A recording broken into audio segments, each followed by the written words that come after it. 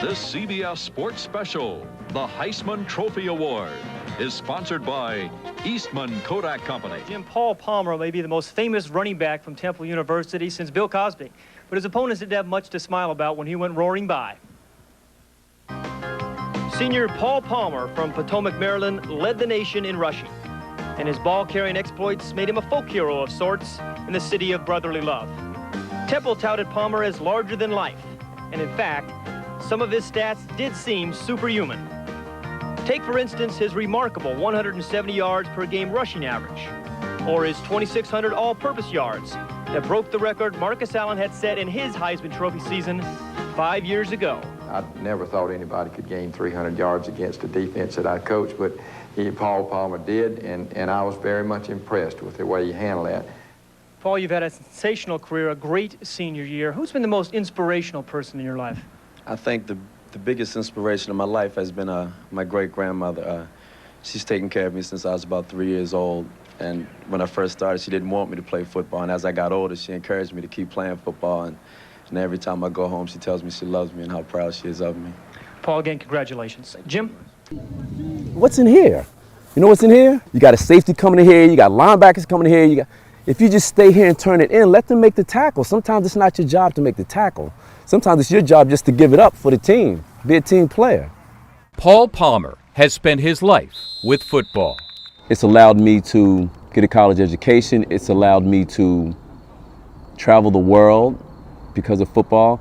And it's funny, whenever I talk to Coach Arians or whenever I talk to Spencer Prescott, I always tell them thank you, because they're the only Division I school that offered me a scholarship. And Coach Arians trusted Coach Prescott. Prescott saw me, he said, I like him, let's get him.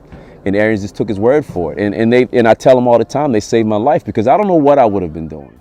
Go, tuck the ball! And when you've grown so accustomed to spending your time around the game, it never leaves you. That's why the Temple Hall of Fame running back now spends his free time here, on the sidelines. Get outside! What are we peeking for? As a volunteer high school football coach in Haddon Heights, New Jersey. Honest to God, I love these kids. I get a lot of respect from these kids. I get a lot of love and respect from these parents. And the kids that don't even play football, the kids that are after school and what have you, I get a lot of respect. I get notes after the football season from some of the parents that are some of the nicest things that people could say to people. To Palmer, touchdown on a 3rd and 6. They ran the handoff instead of the pass, and Palmer, his second touchdown of the game. Palmer has a lot of knowledge to share. He is perhaps the greatest player in Temple football history, and runs like these were commonplace in a career as storied as they come.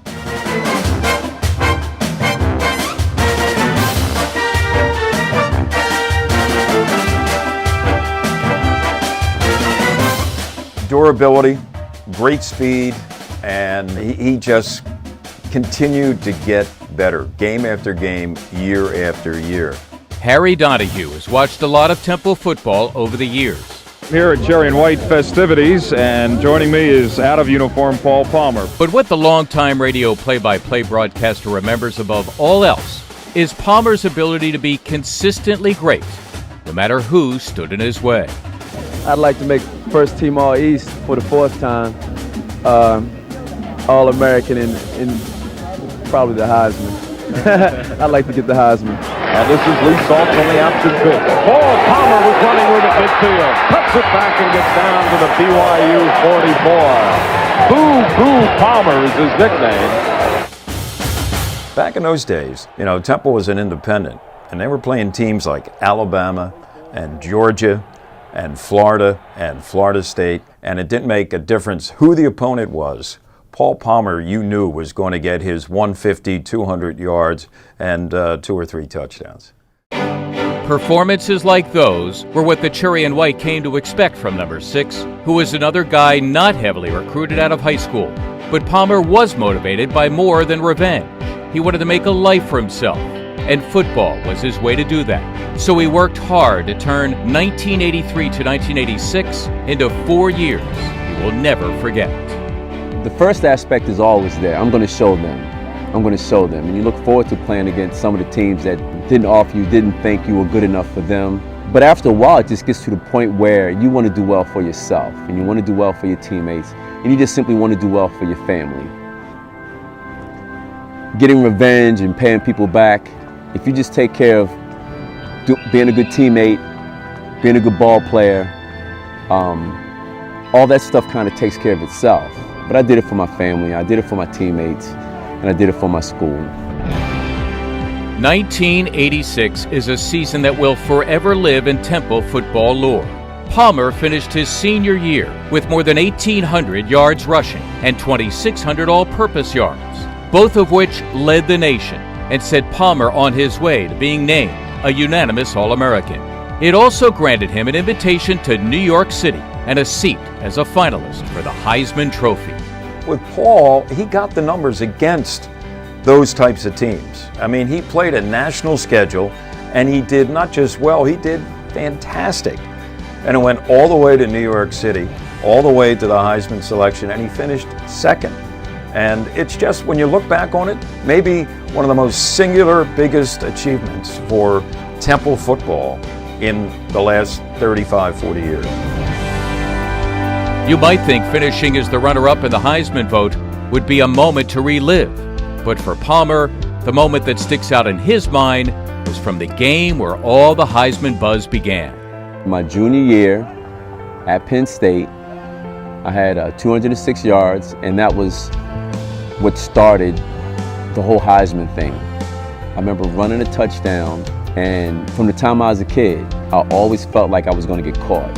Palmer gets outside, the 30, 20, Palmer at the 10. I never felt as though I was fast enough, so I always just ran, and I ran as fast as I could. And I remember just running and almost feeling like I'm running for my life, almost panting. You know what I mean? Like, and I'm trying to get there, and at the last minute, I just dove. Like the last, 4 or 5 yards, I just dove. Palmer gets outside, the 30, 20, Palmer at the 10. Palmer, touchdown Temple. What a run by Paul Palmer. 30 yards and a touchdown. I didn't hear any cheering. I didn't hear anything. It was just, all I could hear was like myself breathing, And then once I hit the end zone, the place went crazy. And then shortly after the place went crazy, it went quiet again. It sucked the air right out of the whole place. And that's probably the Penn State game, and that run are definitely moments that I remember, that I'll always remember, because I always felt like, oh my God, they're going to catch me. Palmer went on to be a first-round pick and play for 3 teams in the NFL. But wherever he's gone, he's always kept Temple close to his heart. And when he got an opportunity to return this season as the team's new radio analyst, he jumped at the chance. I bring a love for the program to the booth. It's not just a job for me. It's really a place that I love. Today, I think everyone has to get it going, and we have to get it going early. Coach Arians would always say, let's start fast and finish strong. I know that Harry is going to take care of me. He and Chet Zukowski are both going to take care of me. Now, I guess we're colleagues. I don't know what to call it. I still look at them the same way. I still look up to both of them. And it's pretty strange for me to now be in the booth with them and get a chance to just talk about something that I love, along with people that I know love the program as well. He also has the ability now to reflect on seeing a back do something and saying, if he had done maybe this, that's something he's going to learn to improve. So he brings that personal experience, the ability to kind of translate it into common folk language in the booth, and he does a pretty good job of that. For Palmer, it's great to be home. And every opportunity he has to call a game is sure to bring back memories of days past. But as time goes on, it becomes someone else's turn to have their moment in the sun. Come on, Bert, you got to get off blocks. You got to get off. It's not even, I'm trying to, you have to. And now he devotes much of his life to helping develop those moments and imparting his love for football onto the next generation of kids, no matter the talent level, skill set, or background.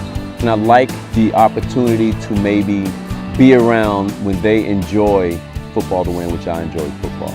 The majority of these kids aren't going to play Division I football, but all of them can enjoy themselves the way in which I enjoyed myself. And there's times where I've sat on the bench and I've enjoyed myself, and there's times where I've played the whole damn game and I've enjoyed myself. I've gone from one extreme to the other, but you can always enjoy yourself. You can always build such incredible memories and friendships from this stuff.